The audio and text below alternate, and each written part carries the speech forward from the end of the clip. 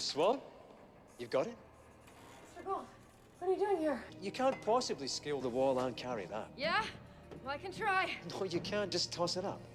The young boy's gonna... Emma, no. I'll be right up. No, Emma, no, no, no, no, no, no, no. No, what is he doing? Regina! He tricked you! It's the hospital. We did everything we could. No. I'm sorry. No. No, they're gonna bring him back. I said the same thing about Graham. What? No, it's gonna be like a Snow White situation, right? No, he's gonna come back. I don't believe it. Something's gonna happen with magic. It's gonna be fine. Oh, I got like nauseous. Are you Mr. Gold? Yes, I am, but I'm afraid the shop's closed. Oh my god, it's so weird. Oh my god, this is too much! Too much in one episode. Yes, I'll protect you. Oh my gosh, this is too much. Oh, and now I'm sad there's only 7 minutes left. She's gonna kiss him on the forehead and he's gonna be like, ugh, like Snow White was with Charming. She loves kiss. I'm gonna do it, do it, do it. Kiss him in the head.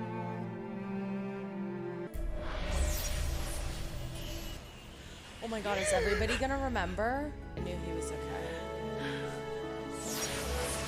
I mean, like, I felt like I knew, but actually I was really, really fucking scared. Yeah, turn around. I didn't cry at Henry dying. I didn't cry at Rumple. I'm just... This is too much! I think you broke it. That was true love's kiss. No, no. No matter my what you think, no matter what anyone tells you, She broke it! I do love you. Fuck. Oh. Yes, you guys can act. Oh, and he called her Snow. You found me. Did you ever doubt I would? And now everyone knows Mary Margaret's not a hoe. It's too much. What are you doing, you jerk? No, we're very close. I love you. Oh. Yes. There'll be time for that. There'll be time for everything. Is he trying to get his son First. back? He doesn't know where his son is. Is August okay? What is this? What is it? This is a very special place, Belle. Drop the whole thing? Do you really need to drop the whole thing? Would have saved a little bit.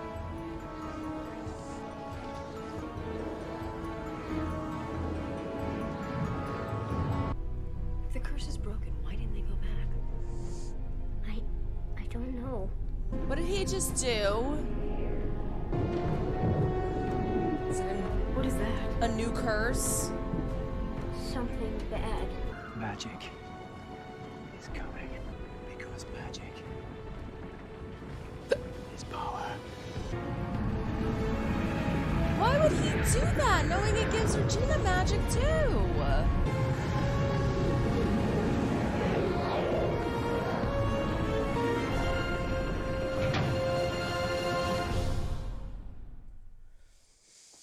This is the first time that I'm actually happy to see the credits because I need a break. Oh my god, oh god, okay. I couldn't help it.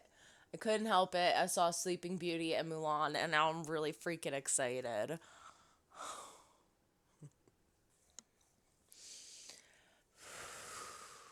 I need a gulp of this.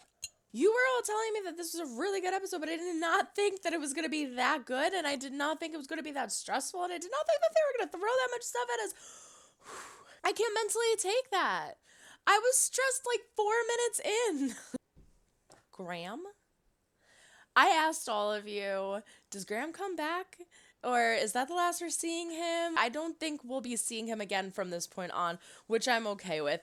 That was great. I loved that. Just having him in there for that little bit, that little scene where he helps Charming. Emma, immediately at the beginning of the episode believes the curse. I did not think we were going to get Emma learning and believing about it so fast. Regina does this, and I mentioned this in her episode 18 of where she has this smiley look and then all of a sudden this angry look. Boom, boom, on beat can change her facial expressions and throw herself into a certain feeling for the part.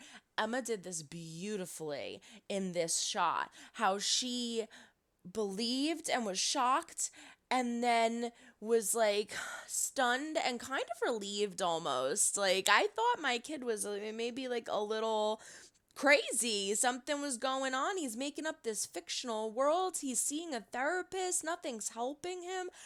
And it was almost like a satisfaction of, oh my gosh, he's right. He's telling the truth, and there is a cure to this. I can help in this. And then all of a sudden, it was this like almost borderline funny, but understanding the fiery passion of how angry she is at Regina and realizing how much Regina has actually done to her and him and put her through, and knowing that Regina is responsible for where Henry is at this moment right now, not intentionally, but still responsible for it. You just see this like look on her face, and oh my gosh, and it was just beautiful acting. You get to experience that with her, even though we've been watching this whole series, this whole season, we've experienced it in our own way. We are getting to experience it through Emma in such a short amount of time and have her realize like, oh my gosh, this world is real. I'm getting chills. That was so good. Regina is sad, of course. She doesn't want to see Henry where he is. But that was a very sloppy thing on her part, I feel. Like, you know how powerful this is. And you know that Henry sneaks away all the time to go to Emma and hang out with Emma. This is your, like, master plan. You want to make sure that this works.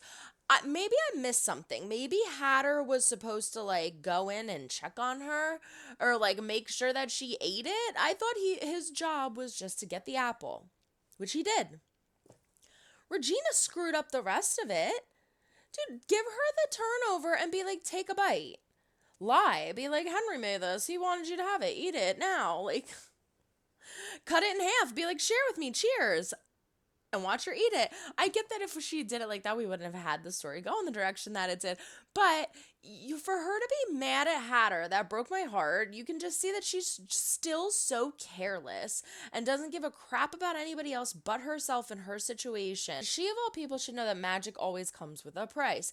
And so you should have been more careful with that spell. That was your last bit of magic. That was your only apple. This is your only chance. You should have freaking been more careful. Jefferson comes in. He's like, you know what it feels like. You can relate to me, right? Like losing your child or feeling like you lost your child. You now understand the depth of traumatic, heart-wrenching feelings that I feel being separated from my daughter, right? And she's just like, you're wasting my time. Can you leave? Like, he was going into that believing like, okay, she actually does get what I am feeling now. She can relate to me. She does see where I'm coming from. Maybe she will help me. And for a second, I thought that she was. I was like, I know deep down inside that she really does love Henry. She's not faking that. You know that. You can see that. She's not faking it. She loves him. She cares about him. And that is real. That has always been real. So to go through what you're going through and feel what you're feeling and seeing your child in a hospital bed and not being able to help them, if you don't understand what you did to Hatter and how terrible it is, and you have no remorse for that and you don't want to help him at all, like, I understand that you're occupied a little bit at the moment, but like, you don't care. That's why it's, oh my gosh, it's so hard because so many people love Regina, and I get it. I'm the love to hate kind of person, you know. In The Walking Dead, my favorite character is Negan. If you are familiar with The Walking Dead, I feel like that is a pretty decent comparable situation. So I understand it, but I'm like waiting for more to happen to where I'm like, okay, now I get it. Lana Parrilla, I believe I'm saying her name right. amazing actress. I would never want to see anybody play her part. I think she does it beautifully. I hope she is in every season to come. I love her character. I love seeing her. Her being my favorite, though, it's like she just does so many negative, mean, terrible things that I can't love her. Were there things done to Regina that were terrible that made her become who she is? Yes, definitely. Does she have to be as terrible as she is? No. The only thing that I can see being kindness from her is her love for Henry. I've realized that, like, 90% of the fandom is like, Regina, Regina, Regina, I love Regina. I don't get it. I don't know. I don't get it. Like, she is strong, she is badass, but they're like, even The Walking Dead, there's things that Negan's done or did where I'm like, oh, he's redeemed himself with that. Not fully, but like, at least he's trying, or there is kindness there. I don't see that with her. I feel like I keep trying to explain the same thing because I'm not explaining it right.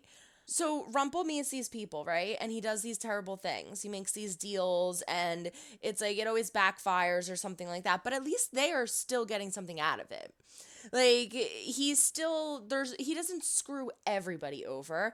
And there's still certain things that are happy or that are good for them that do come out of it. But magic does always come with a price. So that's not even necessarily him. That's just the magic. Regina, no. All right, move on, Jessie, move on. Pinocchio changing in front of Emma. Oh my gosh, that broke my heart. When she's like, answer the door, he's like, he can't move. I'm glad that he at least got to see Emma believing and knowing that she was hopefully on the right path before he fully changed. But I didn't think they were going to have him actually change fully in front of her. Oh, that was so creepy. Maleficent. Huh. They have Maleficent prisoner in the basement? Like, what the heck? This is the first time we're hearing about this, I believe. Every storybook story or situation includes somebody having to challenge a monster or a dragon or something like that. So it made perfect sense. You gotta defeat the dragon in order to get the egg. And Emma does this beautifully. I love how I yelled in my reaction. I'm like, Emma, like, enough with the gun. But I think they were trying to show that, like, even though Emma believed and she was on the side of Storybrooke now, being a storybook town, she still isn't aware of how powerful magic is. She's still in her reality world mindset. So she looks at the sword and she's like, I'm not going to use the sword. What the heck am I going to use a sword for? I'm going to use a gun. That one bullet probably felt like a boop, like a poke to the dragon. Now, does that mean Maleficent's dead? Does Maleficent turn back into Maleficent, or is she dead? Is she kaput and gone now? I'm curious to see if we see her character in the next season. The ring that he has, that is from Charming's mother, he puts a spell on it, an enchanted spell. It's supposed to draw him to Snow and help him find her, which it does. That is genius too, because in the very, very beginning of the season, the very, very first episode, the very, very first scene we see is Charming on horseback going to Snow. Little did we know, the whole reason is because of Rumple. He never would have found her that quickly if it wasn't for Rumple and it wasn't for him giving her that ring. So I felt like there was almost something else going on with the ring because I never fully trust Rumple. Seeing that, I would never think that that's where it would make a full circle. So we get Emma kissing Henry's forehead, wakes him up. Not only does it wake him up, but it breaks the curse. Where the hell did the doctor go, by the way? He disappears. I don't remember. Maybe I'm wrong, but I don't remember seeing him. Once the once the curse is broken, and they all remember, which leads me to believe that he didn't want to be in that freaking room because people are going to be like, oh, it's you, that jerk face. And so I think he just like booked it. I want to see more from Hatter too. Like I hope, it's to see now Hatter gets to see his daughter and she'll remember and he remembers. That's happy too. I can't wait to see the reunions. Oh my gosh, I didn't even talk about Snow and Charming. Them coming together, hearing him call her Snow, and hearing her call him Charming got me freaking going. Oh my gosh, it was so sweet. It was so awesome. And they just, kissed, and I loved it. I really like Rumple. I really like Henry. I really, really like Hatter. I want to see what more they do with that character. I loved Ruby's episode. That was amazing. I think the most shocking beginning of an episode was the Cinderella one, where the fairy godmother just bursts. I still remember my face, and I was just like, what the hell just happened? This is that kind of show. Okay. All right, Dobbie, what do you think? Is that a wrap, kid? Thank you so much, everybody. Everybody that has watched from the beginning, everybody that just found this channel now, everybody that has answered my questions and added theories and talked to me about fun facts about the actors and the different episodes and just everybody. Everyone on this video watching right now, thank you so much for helping me along on this journey. I will 100% most certainly be continuing with these reactions. There's no way I am going to stop this show. It has definitely crept in to being one of my favorite series of all time.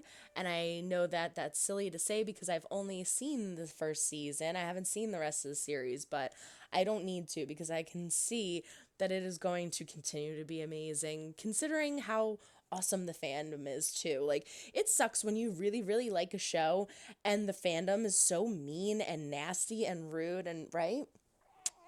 Catty.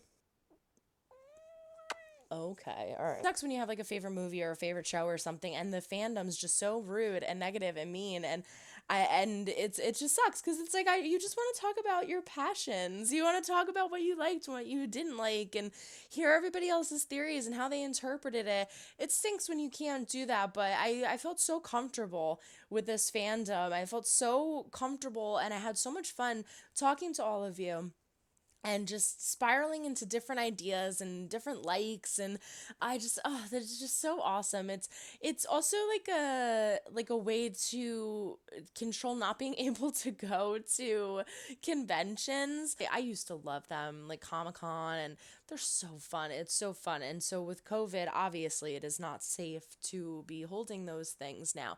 So I feel like YouTube, a lot of people turn to YouTube. A lot of people turn to channels on the internet in order to find that connection with fans that they really enjoyed having at convention centers and getting from conventions that they went to. So thank you for filling that void for me. And yeah, I guess I'll just stop talking now because it's in 15 seconds it'll be an hour and a half, and I think that's enough. So thank you, everybody, for joining Dobbie and I on this amazing journey of Season 1, Once Upon a Time. Don't forget to throw a like up or a dislike if you do or do not like what you see. Comment down below. Let me know what you thought of this episode. Subscribe if you have not yet. We do fun things here. Ring-a-ling-a-ling, the bell to be notified when uploading videos. And don't forget to check the link down in the description for my Patreon. It is $5 a month. That's $1.25 a week. It has all of my unedited reactions to everything I do on YouTube and more. That's it.